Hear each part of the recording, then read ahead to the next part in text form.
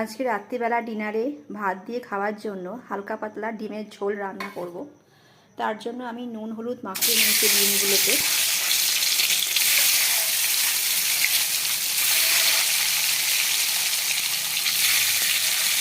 ভেজে নেব হালকা করে।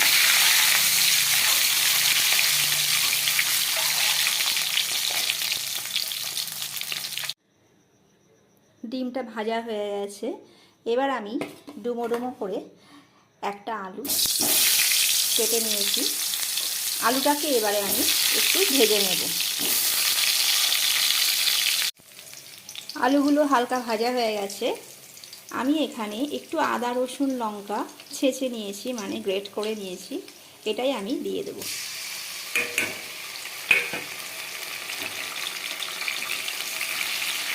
এর মধ্যেই আমি কষিয়ে নেব। এর মধ্যে একটু নুন হলুদ জিরে ধনিয়া গুঁড়া লঙ্কার গুঁড়ো দিয়ে দেব।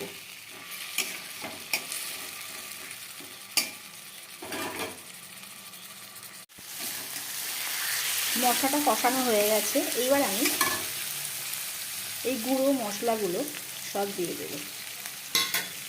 এরপর আরও ভালো করে নাড়িয়ে চাড়িয়ে জল দিয়ে দেব পরিমাণ মতো।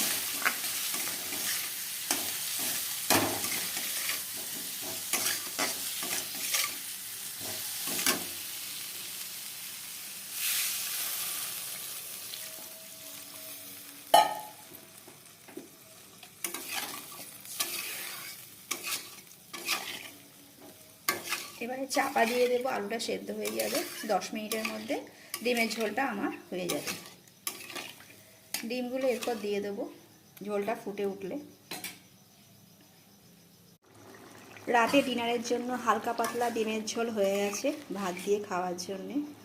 আলুও সেদ্ধ হয়ে গেছে। এর মধ্যে আমি দিয়ে দেব গরম মশলা।